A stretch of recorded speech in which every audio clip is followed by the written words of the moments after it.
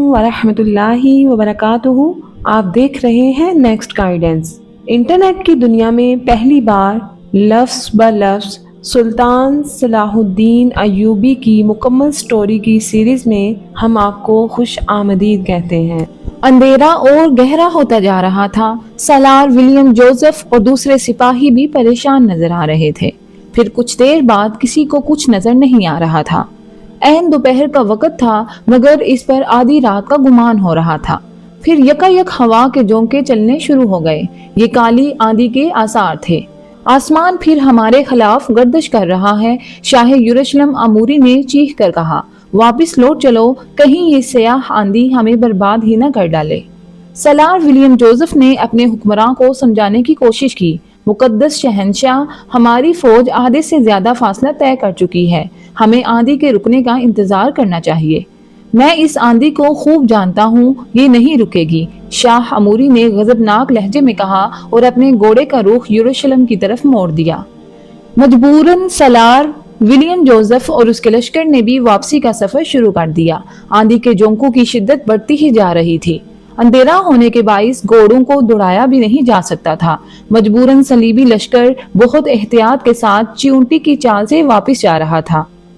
شاہ اموری انتہائی غضبناک اور نفرت امیز لہجے میں کہہ رہا تھا، کاہن بطریق نے کیسے کہہ دیا تھا کہ مجھے اس جنگی مہم میں عظیم الشان کامیابی حاصل ہوگی، سب جھوٹ بولتے ہیں۔ پھر ایک اور حیرت انگیز صورتحال پیدا ہوئی۔ اندھیرا ختم ہو گیا مگر آندھی کے جھگڑوں میں پہلے سے زیادہ تیزی پیدا ہو گئی۔ ہر طرف صحرا کا غبار ہی غبار تھا جس نے تمام صلیبی سپاہیوں کو اپنی لپیٹ میں لے رکھا تھا۔ کسی قدر اجالا ہونے کے سبب عیسائی سپاہیوں کو راستہ نظر آنے لگا تھا۔ مجبوراً شاہ اموری اور اس کی فوج کو پوری رات ایک کھلے میدان میں گزارنی پڑی۔ اس کا خیال تھا کہ رات میں آندھی کا زور ٹوٹ جائے گا، مگر حیرت انگیز طور پر ہوا کے جھونکوں کی شدت میں کوئی کمی نہیں آئی۔ پھر جب صبح ہوئی تو صلیبیوں نے دوبارہ واپسی کا سفر شروع کیا۔ بالآخر یہ شکست خوردہ لشکر یروشلم کے قریب پہنچا۔ تقریباً تمام سپاہی اس خوفناک آندھی سے متاثر ہوئے تھے۔ شاہ یروشلم اموری بھی کئی بار گھوڑے سے گرا تھا اور اس کے جسم پر کئی ہلکے زخم آئے تھے۔ سینکڑوں کی تعداد میں گھوڑے اور ان کے سوار آپس میں ٹکرا کر شدید زخمی ہوئے تھے، جس کے لیے سفر جاری رکھنا مشکل تھا، اور اسی صحرا میں لاوارسوں کی طرح پڑے رہے اور بھوکے پیاسے مر گئے۔ یروشلم پہنچ کر شاہ اموری نے بڑے دربار میں کاہن بطریق کو ذلیل کیا۔ تیرا علم جھوٹا ہے، اس لیے تجھ پر لازم ہے کہ اسی وقت یروشلم کی حدود سے نکل جا، میں تیری صورت تک دیکھنا نہیں چاہتا۔ بطریق بہت عیار انسان تھا، اس نے پہلے ہی اپنے بچاؤ کا ایک دروازہ کھلا رکھا تھا۔ وہ بڑے باوقار انداز میں کھڑا ہوا اور اس نے انتہائی پرجلال لہجے میں شاہ اموری کو مخاطب کرتے ہوئے کہا، مقدس شہنشاہ کو یاد ہوگا میں نے پہلے ہی کہہ دیا تھا کہ اگر آسمان نے مداخلت نہیں کی تو اس جنگ میں آپ ہی کو فتح حاصل ہوگی، مگر اس کا کیا علاج ہے کہ اس بار بھی آسمان نے مسلمانوں ہی کا ساتھ دیا۔ اب آپ ہی بتائیں کہ میں کیا کر سکتا ہوں۔ کاہن بطریق کا جواب سن کر شاہ اموری نرم پڑ گیا۔ پھر انتہائی افسردہ لہجے میں بولا، مجھے یہ بتا کہ آسمان پر کس کی حکومت ہے؟ کاہن بطریق نے برجستہ جواب دیا، خداوند یسوع مسیح کے سوا آسمان پر کس کی حکومت ہو سکتی ہے؟ تو پھر کیا خداوند ہم سے ناراض ہے؟ یہ کہتے کہتے شاہ یروشلم کا چہرہ بہت زیادہ اداس ہو گیا تھا۔ یقیناً کاہن بطریق کا جادو چل گیا تھا۔ اس نے اپنی آواز میں مزید روب و جلال پیدا کرتے ہوئے کہا، اگر ایسا نہ ہوتا تو لاکھوں کا صلیبی لشکر چند ہزار مسلمان سپاہیوں سے کیسے شکست کھا سکتا تھا؟ پھر خداوند سے ہم کیسے راضی ہوں؟ شاہ یروشلم اموری نے انتہائی غمزدہ لہجے میں کہا، اس شکست کی سب سے بڑی وجہ سلطان نور الدین محمود زنگی ہے۔ اچانک کاہن بطریق نے نیا انکشاف کرتے ہوئے کہا، جب تک وہ ہمارے درمیان میں رہے گا صلیبی کوئی جنگ نہیں جیت سکیں گے۔ یہ سن کر شاہ یروشلم حیرت زدہ رہ گیا۔ پھر وہ انتہائی ناگوار لہجے میں بولا، اسے راستے سے کون ہٹائے گا؟ شاہ یروشلم بالڈون ثالث مرحوم نے 1000 کوششیں کر لیں مگر سلطان نور الدین کو شکست دینے کی حسرت دل میں لیے زیر خاک چلے گئے۔ شہنشاہ فرانس لوئیس ہفتم، شہنشاہ جرمنی اور شاہ قسطنطنیہ نے شکست کھا کر آئندہ سلطان نور الدین محمود زنگی سے جنگ نہ کرنے کا فیصلہ کر لیا۔ آج کل سب کے سب اپنی عشرت گاہوں میں دنیا کے مزے لوٹ رہے ہیں اور عیسائیت کو ایک مردہ لاش کی طرح مسلمانوں کی خوراک بننے کے لیے راستے میں پڑا چھوڑ دیا ہے۔ اچانک شاہ ہموری کا چہرہ غصے سے سرخ ہو گیا اور وہ بہت زیادہ جذباتی نظر آ رہا تھا۔ ملکہ ایلیز انگلستان جا کر بیٹھ گئی۔ بس انطاکیہ کے حکمراں ریمنڈ نے صلیبی پرچم کو بلند رکھنے کی کوشش کی، مگر اسے بھی سلطان نور الدین محمود زنگی کھا گیا۔ اب سلطان کسی کو نہیں کھا سکے گا بلکہ اسے موت کھائے گی۔ کاہن باتریک نے اتنی بلند آواز میں کہا کہ پورا دربار گونج اٹھا۔ ایک لمحے کے لیے شاہ یروشلم اموری کا چہرہ فرد مسرت سے کھل اٹھا، مگر دوسرے ہی لمحے وہ انتہائی سخت لہجے میں کاہن باتریک سے مخاطب ہوا، اگر یہ تیرا دعویٰ درست ثابت نہ ہوا تو پھر مقدس بادشاہ کو میری بات پر یقین کر لینا چاہیے کہ میں یروشلم چھوڑ کر کسی جنگل میں روپوش ہو جاؤں گا۔ کاہن باتریک نے انتہائی جذباتی لہجے میں کہا، اگر اس طرح بھی مقدس بادشاہ کی تسلی نہ ہو تو میرا منہ کالا کر کے یروشلم سے نکال دیں۔ کاہن باتریک کی باتیں سن کر شاہ ہموری کا غصہ ٹھنڈا ہو گیا اور وہ سلطان نور الدین محمود زنگی کی موت کا انتظار کرنے لگا۔ صلاح الدین کے بڑے بھائی شمس الدولہ توران شاہ نے یمن پہنچ کر خلافت کے نئے دعوے دار عبدالنبی خارجی سے ایک خونریز جنگ کی اور اسے شکست فاش سے دوچار کر دیا۔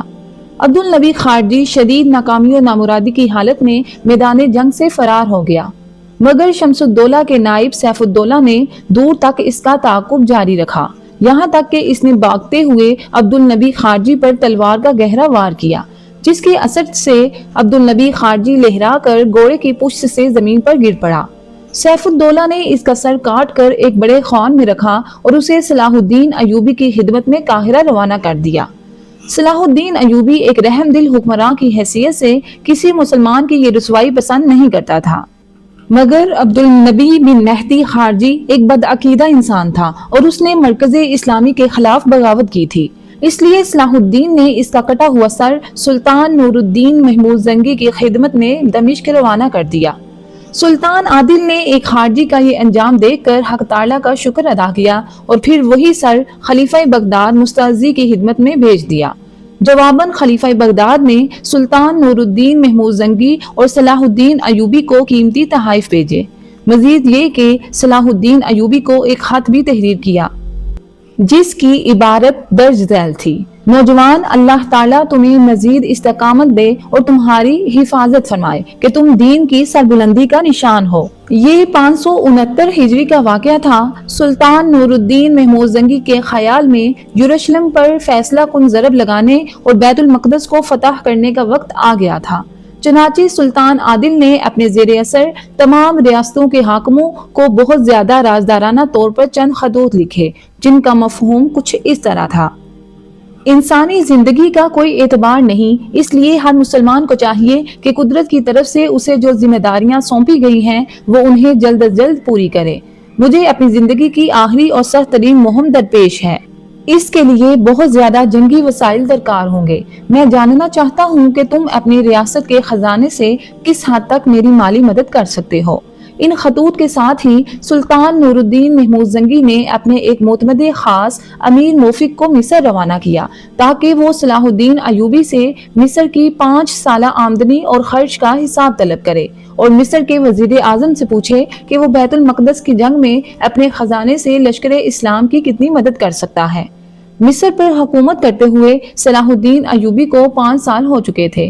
جیسے ہی امیر موفق بن کیسرانی سلطان نور الدین محمود زنگی کا خط لے کر مصر پہنچا، صلاح الدین ایوبی نے محکمہ مالیات کے تمام کارندوں کو مصر کی آمدنی اور اخراجات کا مکمل حساب تیار کرنے کا حکم دے دیا۔ ادھر سلطان نور الدین محمود زنگی کے معتمدین خاص بیت المقدس کی جنگی مہم کے لیے دن رات امکانی وسائل جمع کرنے میں مصروف تھے، اور ادھر دمشق میں عید الفطر کے دوسرے دن سلطان عادل اپنے امراء کے ساتھ گھوڑے پر سوار ہو کر میدان اخضر گئے۔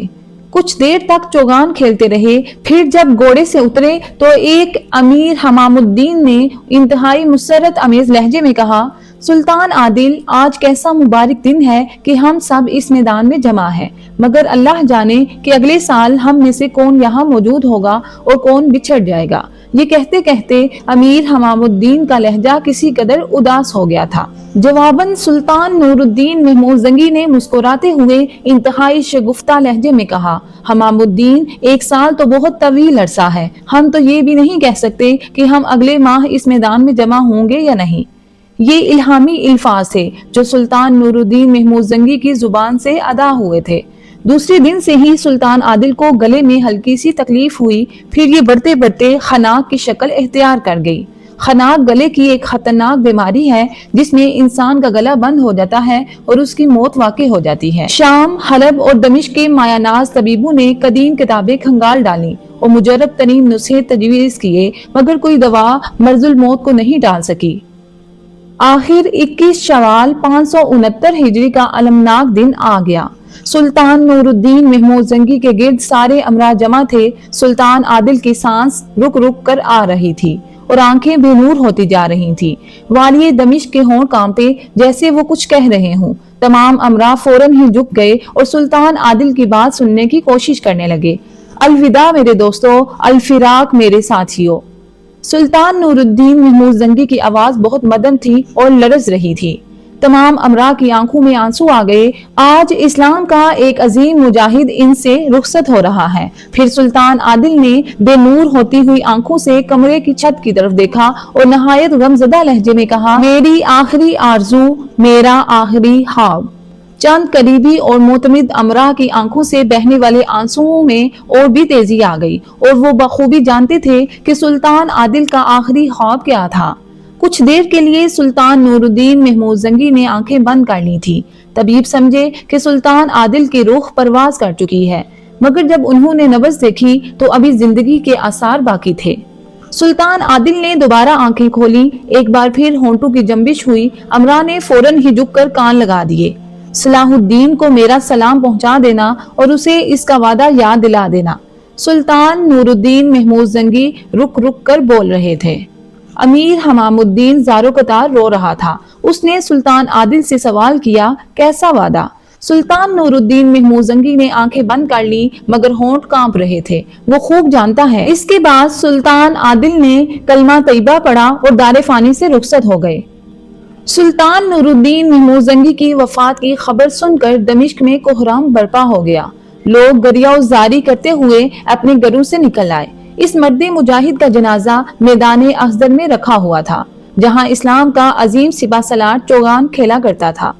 دمشق کے باشندے روتے ہوئے آتے تھے اور نماز جنازہ پڑھ کر میدان سے باہر نکل جاتے تھے تاکہ دوسرے لوگ اس سعادت میں شریک ہو سکیں۔ اس طرح ہزاروں اہل ایمان نے سلطان نور الدین محمود زنگی کی نماز جنازہ کئی بار پڑھی۔ پھر اس عظیم مجاہد کو مدرسہ نوریہ میں سپرد خاک کر دیا گیا، جیسے سلطان نور الدین محمود زنگی نے بڑے ذوق و شوق کے ساتھ اپنی نگرانی میں تعمیر کروایا تھا، جہاں سینکڑوں طالب علم حدیث و فقہ کی تعلیم حاصل کرتے تھے۔ صلاح الدین ایوبی نے سلطان عادل کے کرندے امیر موفق بن کیسرانی کو اپنے 5 سالہ دور وزارت کا تمام حساب سمجھایا۔ پھر جب وہ مطمئن ہو گیا تو صلاح الدین ایوبی نے سلطان نور الدین محمود زنگی کے لیے قیمتی تحائف دیے اور اسے رخصت کرنے کے لیے قاہرہ کی سرحد تک آیا۔ لیکن امیر موفق ابھی راستے ہی میں تھا کہ سلطان عادل کا انتقال ہو گیا۔ پھر جب اس جاں گداز واقعے کی خبر مصر پہنچی تو صلاح الدین ایوبی اس وقت دربار میں تھا اور اپنے امراء سے خطاب کر رہا تھا۔ یہ خبر سنتے ہی چند لمحوں کے لیے صلاح الدین ایوبی پر سکتہ طاری ہو گیا۔ پھر وہ تخت سے اٹھا۔ حاضرین دربار نے دیکھا کہ صلاح الدین ایوبی زارو قطار رو رہا ہے اور بار بار یہ الفاظ دہرا رہا تھا، ہائے میرے آقا، ہائے میرے سردار، اللہ آپ پر اپنی رحمتیں نازل کرے۔ حاضرین دربار بھی اداس تھے اور بعض امراء جو سلطان عادل کے مقام کو سمجھتے تھے وہ بھی اس طرح رونے لگے جیسے ان کا باپ ان سے بچھڑ گیا ہو۔ سلطان نور الدین محمود زنگی نے ساری زندگی میں صرف ایک شادی کی۔ ان کی شریک حیات کا نام رضی خاتون بنت معین الدین تھا۔ وہ اپنی سیرت و کردار کے اعتبار سے ایک بلند درجہ خاتون تھی۔ گھر کا سارا کام کاج اپنے ہاتھ سے کرتی تھی۔ سلطان عادل جو معمولی رقم انہیں دیتے تھے اس سے سارا خرچ چلاتی تھی۔ نہ کوئی ملازمہ تھی اور نہ کوئی کنیز۔ اگر ان کے شوہر ایک درویش صفت بادشاہ تھے تو رضی خاتون ایک درویش صفت ملکہ۔ سلطان نور الدین محمود نے 58 سال کی عمر میں وفات پائی اور 28 سال اسلامی مساوات کے ساتھ حکومت کی۔ اس طویل عرصے میں سلطان عادل کے حرم میں رضی خاتون کے علاوہ کسی لونڈی، کنیز یا دوسری عورت کا گزر نہیں ہوا۔ سلطان نور الدین محمود کی صرف 2 اولادیں تھیں، ایک لڑکی جس کا نام شمس النساء تھا اور دوسرا لڑکا ملک صالح اسماعیل جس کی عمر صرف 11 سال تھی۔ دمشق، شام اور دوسری ریاستوں کے تمام امراء نے اتفاق رائے کے ساتھ ملک صالح کو سلطان عادل کا جانشین قرار دے کر تخت پر بٹھایا۔ ان میں سے کچھ امراء سلطان نور الدین محمود کے خاندان سے مخلص تھے، لیکن امیروں کی اکثریت سازشی اور طالع آزما تھی۔ یہ لوگ ایک 11 سالہ بچے کو ڈال بنا کر اپنے ذاتی اغراض و مقاصد کی جنگ لڑنا چاہتے تھے۔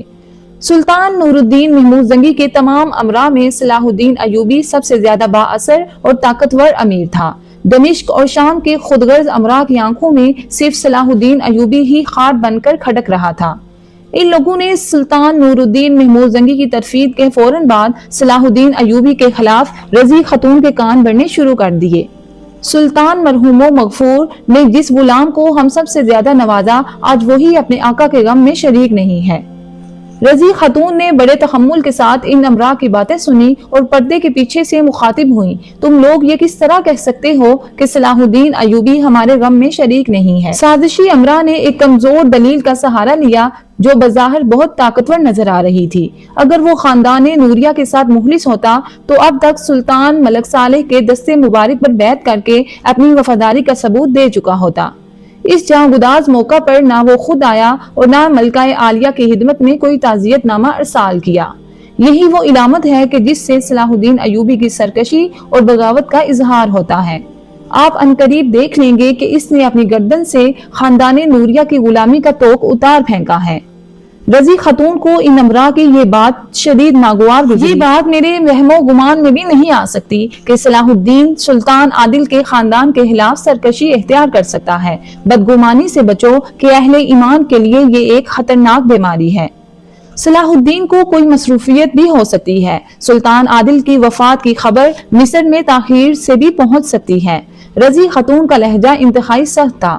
زمانہ ساز اور خوشامدی امراء کا خیال تھا کہ وہ ایک سیدھی سادی گھریلو خاتون کو بہت جلد اپنی باتوں کے شیشے میں اتار لیں گے، مگر آج انہیں اندازہ ہوا کہ رضی خاتون کتنی دور اندیش عورت تھیں۔ بالآخر وہ امراء ناکام و نامراد واپس چلے گئے، مگر ان کے فتنہ گر ذہن صلاح الدین کے خلاف سازش کا کوئی نیا منصوبہ تراشنے میں مصروف تھے۔ ادھر صلاح الدین ایوبی نے مصر کی تمام مسجدوں میں ملک صالح کا خطبہ پڑھوایا اور ٹکسال میں فوری طور پر ایک نیا سکہ ڈالا گیا جس پر ملک صالح کا نام نمایاں طور پر کندہ تھا۔ پھر صلاح الدین ایوبی نے دمشق جانے کی تیاریاں شروع کر دیں۔ اگرچہ مصر کے سیاسی حالات پرسکون تھے، لیکن صلیبی کسی وقت بھی شورش برپا کر سکتے تھے۔ اسی خیال سے سالار عبداللہ کرشی اور امیر عز الدین نے صلاح الدین ایوبی کو مشورہ دیتے ہوئے کہا، اگر آپ مناسب سمجھے تو کسی نمائندے کے ہاتھ سلطان ملک صالح کے نام تعزیت نامہ ارسال کر دیجئے۔ ہمارے نزدیک اس وقت آپ کا مصر چھوڑنا مناسب نہیں ہے۔ یہ میں جانتا ہوں، صلاح الدین ایوبی نے نہایت غم زدہ لہجے میں کہا، مگر پھر بھی میرا جانا نہایت ضروری ہے۔ میرے آقا کے خاندان پر رنج و علم کا جو پہاڑ ٹوٹا ہے، اس کا اندازہ یہاں بیٹھ کر نہیں کیا جا سکتا۔ میں ان کے دکھ کو کم نہیں کر سکتا، لیکن کم سے کم اپنی موجودگی تو ظاہر کر سکتا ہوں۔ تعزیت نامہ ارسال کرنا تو ایک عام سی رسم ہے، اور سلطان عادل مجھے اپنے خاص میں بھی سرفہرست رکھتے تھے۔ اگر یہ وقت گزر گیا تو میں زندگی بھر اپنی عدم شرکت کا کوئی عذر نہیں پیش کر سکوں گا۔ ہو سکتا ہے کہ دمشق اور شام کے لوگ میرے اس عمل کو احسان فراموشی سے تعبیر کریں، اور میں اس طعنہ زنی کے ساتھ زندہ رہنا نہیں چاہتا۔ یہ کہتے کہتے اس کی آنکھوں میں آنسو آ گئے۔ پھر صلاح الدین ایوبی نے مصر کا انتظام عارضی طور پر اپنے بڑے بھائی شمس الدولہ توران شاہ کے سپرد کیا، اور خفیہ طور پر سالار عبداللہ کرشی اور امیر عز الدین کو سختی کے ساتھ ہدایت کر دی، پھر بھی قانون شکن کو معاف نہ کرنا، چاہے وہ میرا بھائی ہی کیوں نہ ہو۔ صلاح الدین ایوبی کا اشارہ اس بات کی طرف تھا کہ اگر توران شاہ کی نیت میں فتور آ جائے تو اس کے ساتھ بھی عام باغیوں جیسا سلوک کیا جائے۔ پھر صلاح الدین ایوبی ایک فوجی دستے کے ساتھ برق رفتاری کے انداز میں دمشق پہنچا۔ صلاح الدین نے اپنے اس سفر کو بہت خفیہ رکھا تھا۔ پھر جب وہ قصر خلافت میں داخل ہوا تو ہر شخص اس کی آمد پر حیران رہ گیا۔ جو امراء سلطان نور الدین محمود زنگی سے مخلص تھے وہ صلاح الدین کو قصر خلافت میں دیکھ کر بہت خوش ہوئے، اور جو سازشی امراء رضی خاتون کے ساتھ صلاح الدین ایوبی کو سرکش و غدار ثابت کرنے کی کوشش کر رہے تھے، ان کے دل آتش حسد سے جل اٹھے تھے اور چہرے مسح ہو کر رہ گئے تھے۔ صلاح الدین ایوبی کسی سے بات کیے بغیر سیدھا حرم سرا میں پہنچا، جہاں رضی خاتون عدت کے دن گزار رہی تھی۔ صلاح الدین سلطان عادل کے گھر کے ایک فرد کی طرح تھا، رضی خاتون اس سے پردہ نہیں کرتی تھی۔ صلاح الدین ایک بیٹے کی طرح گھٹنوں کے بل ان کے سامنے جھک گیا اور زاروں کتار رونے لگا۔ رضی خاتون نے مادرانہ شفقت کے ساتھ اس کے سر پر ہاتھ رکھ دیا اور خود بھی رونے لگی۔ مجھے یقین تھا کہ تم ضرور آؤ گے۔ پھر دوسرے دن عجیب منظر تھا جب 11 سالہ سلطان ملک صالح دربار میں داخل ہوا۔ اس کے پیچھے صلاح الدین ایوبی تھا اور بعد میں دوسرے امراء۔ صلاح الدین نے خم ہو کر ملک صالح کو تخت پر بیٹھنے کا اشارہ کیا۔ جب ملک صالح تخت پر بیٹھ گیا تو صلاح الدین نے دائیں جانب دست بستہ کھڑے ہو کر حاضرین دربار سے خطاب کیا۔ اس کے آنسو بہ رہے تھے اور آواز شدت جذبات سے بھری ہوئی تھی۔ آج ہم اہل درد کے لیے یہ سب سے زیادہ جان گداز گھڑی ہے کہ سلطان عادل ہمارے درمیان موجود نہیں ہے، مگر پھر بھی یہ مقام شکر ہے کہ ہم آقا زادے سلطان ملک صالح کی شکل میں اپنے مرحوم آقا کو دیکھ رہے ہیں۔ حق تعالیٰ سے میری دعا ہے کہ آقا کی یہ نشانی تادے سلامت رہے اور پرچم نوری کے سائے میں تمام ملت اسلامیہ متحد ہو جائے۔ یہ کہہ کر صلاح الدین ایوبی کچھ دیر کے لیے خاموش ہو گیا۔ پورے دربار پر گہرا سکوت طاری تھا۔ سلطان مرحوم کے وفادار زاروں کتار رو رہے تھے۔ مختصر سی خاموشی کے بعد صلاح الدین ایوبی کی پرجلال آواز دوبارہ گونجنے لگی۔ بادشاہ اچھی زمین میں اچھے پھل کے لیے بیج بوتے ہیں۔ اللہ سے ڈرتے رہو اور اپنی صفوں میں کسی قسم کے اختلاف کو داخل نہ ہونے دو کہ دشمن اسے فائدہ اٹھائے گا اور وہ نعمتیں جو زمانے نے عاجز ہو کر ان کے حقداروں کو پہنچائی تھی ان سے چھن جائیں گی۔ تم سیسا پر لائی ہوئی دیوار اور ایک دوسرے کے دست و بازو بن جاؤ۔ ایسے دلوں کی شکل میں ڈل جاؤ جن میں ایک دوسرے کے لیے سراسر شفقت و محبت ہو۔ ایسی تلواریں بن جاؤ جو ایک نیام میں یکجا ہو جائیں۔ یاد رکھو کہ کفر اسلام پر حملہ آور ہونے کے لیے متحد ہے۔ اگر تمہارے دلوں سے نفاق نہیں نکلا تو قدرت تمہیں عذاب میں مبتلا کر دے گی اور تمہارا روب جاتا رہے گا۔ میں سر دربار اعلان کرتا ہوں کہ ہم آقا نور الدین محمود زنگی مرحوم کے حامی و مددگار ہیں۔ آخری سانس تک خاندان نوریہ پر آنچ نہیں آنے دیں گے۔ ہر حاضر و غائب پر واضح رہے کہ جو ہمارے آقا ملک صالح کی مخالفت کرے گا ہماری تلواریں اس کے خلاف نیام سے باہر آ جائیں گی۔ یہ کہہ کر صلاح الدین ایوبی نے اپنی تلوار ملک صالح کے قدموں میں رکھ دی اور جھک کر نئے سلطان کے ہاتھ کو بوسہ دیا۔ پورا دربار آفرین اور مرحبا کے نعروں سے گونج اٹھا۔ یہ منظر دیکھ کر مخالفین کے چہرے سیاہ ہو گئے تھے۔ رضی خاتون پردے کے پیچھے سے اپنے نوعمر بیٹے کی تخت نشینی کی رسم دیکھ رہی تھی۔ صلاح الدین ایوبی کی اثر انگیز تقریر سن کر ان کی آنکھوں میں آنسو آ گئے تھے۔ اللہ تمہاری حفاظت کرے، تم نے وفاداری کا حق ادا کر دیا۔ سلطان نور الدین محمود زنگی کی وفات کی خبر نے پوری عیسائی دنیا میں ناقابل بیان مسرت کی لہر دوڑا دی۔ شہنشاہ فرانس لوئیس ہفتم جو چند سال پہلے سلطان عادل سے شکست کھا کر ناکام و نامراد فرانس واپس چلا گیا تھا اور اس نے آئندہ کسی صلیبی جنگ میں شرکت نہ کرنے کی قسم کھائی تھی، سلطان نور الدین محمود زنگی کی موت کی خبر سنتے ہی لوئیس ہفتم نے اپنی قسم توڑ ڈالی اور اس قسم کا کفارہ ادا کرنے کے لیے سب سے پرانی اور قیمتی شراب سے غسل کیا اور پھر اپنے امراء کے ساتھ مل کر 7 دن تک ایسا جشن منایا کہ لوئیس ہفتم اور اس کے امیروں کی حرکات دیکھ کر فحاشی و اریانی بھی پناہ مانگنے لگی۔ پھر جب ہوس و بدکاری کی محفل ختم ہوئی تو اس نے شاہ یروشلم اموری کی خدمت میں قیمتی تحائف بھیجے اور مبارکباد کا ایک خط بھی تحریر کیا۔ عیسائیت کا سب سے بڑا دشمن مر گیا، آگے بڑھ کر چھوٹے موٹے دشمنوں کا بھی قلعہ کما کر دو۔ پھر یہاں تک پیش قدمی کرو کہ مسلمانوں کے مقدس شہر مکہ اور مدینہ بھی تمہارے قبضے میں آ جائے۔ میرے سارے وسائل اس جنگ کے لیے وقف ہیں۔ شہنشاہ فرانس لوئیس ہفتم کا یہ خط یروشلم کے دربار میں باآواز بلند پڑا گیا۔ کاہن بطریق جو شاہ اموری کے قریب دائیں ہاتھ پر بیٹھا تھا جوش جذبات میں اپنی نشست سے اٹھ کھڑا ہوا اور چیخنے کے انداز میں کہنے لگا، یہ سب میری روحانی طاقت کا کرشمہ ہے کہ عیسائیت کا سب سے بڑا دشمن موت سے ہمکنار ہوا۔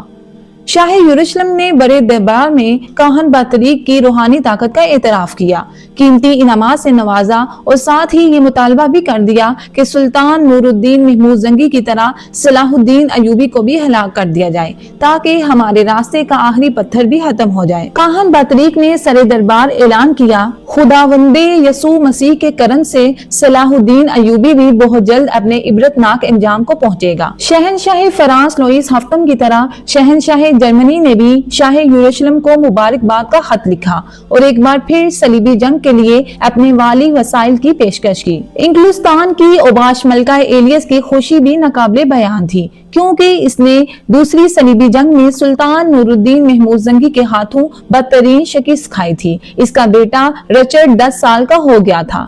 ملکہ ایلیس اپنی نگرانی میں اسے جنگی تربیت دے رہی تھی۔ سلطان عادل کی موت کی خبر سن کر ملکہ ایلیس اپنے جوش و جذبات میں رچرڈ کو گلے لگا لیا اور اس کی پیشانی چومتے ہوئے کہا، بیٹے بس چند سال کی بات اور ہے، تم جوان ہو کر اپنی ماں کے خواب کی تعبیر پیش کرو گے۔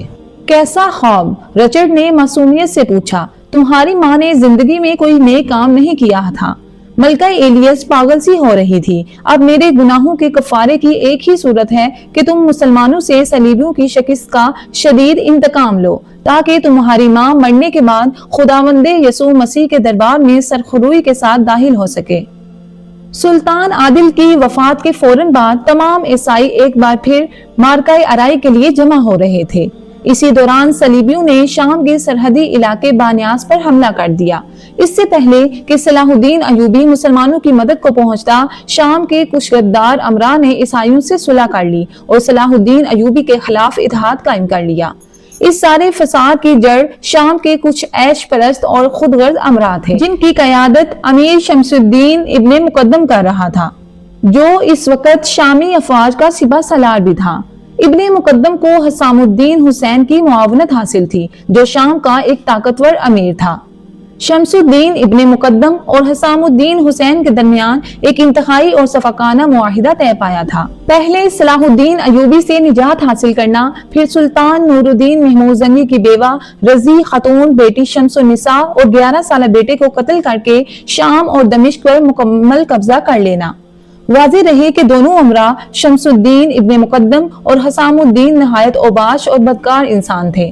انہیں سلطان نور الدین محمود زنگی سے شدید نفرت تھی، کیونکہ سلطان عادل نے اپنی تمام ریاستوں میں سخت احتسابی نظام جاری کیا تھا، جس کے سبب کوئی امیر شراب اور رقص کے قریب نہیں جا سکتا تھا، نہ رشوت لے سکتا تھا اور نہ بیت المال میں غبن کر کے اپنے ذاتی سرمایہ میں اضافہ کر سکتا تھا۔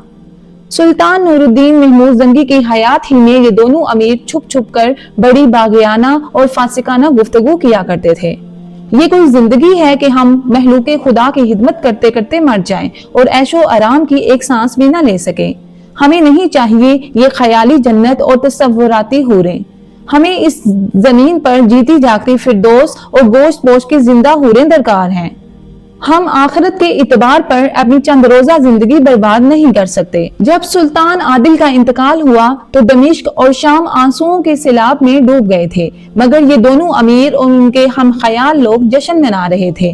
شراب بہہ رہی تھی اور سیم تن رقاصائیں ناچ رہی تھیں۔ اب انہیں کوئی فکر نہیں تھی، کیونکہ ان کے جرائم پر تازیانے برسانے والا قبر میں سو رہا تھا۔ پھر اپنی گناہگارانہ زندگی کو زیادہ رنگین اور پائیدار بنانے کے لیے امیر شمس الدین ابن مقدم اور امیر حسام الدین حسین نے سلطان عادل کے خاندان کے قتل کا منصوبہ بنایا، مگر وہ دونوں خبیث انسان اپنے منصوبے میں اس وقت تک کامیاب نہیں ہو سکتے تھے جب تک صلاح الدین ایوبی زندہ تھا، اور صلاح الدین جیسے طاقتور حکمراں کو راستے سے ہٹانا ان دونوں کے بس میں نہیں تھا۔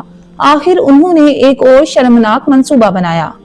سلطان عادل کے رخصت ہوتے ہی شکست خوردہ صلیبیوں نے شام کے ایک قریبی علاقے بانیاس پر حملہ کر دیا۔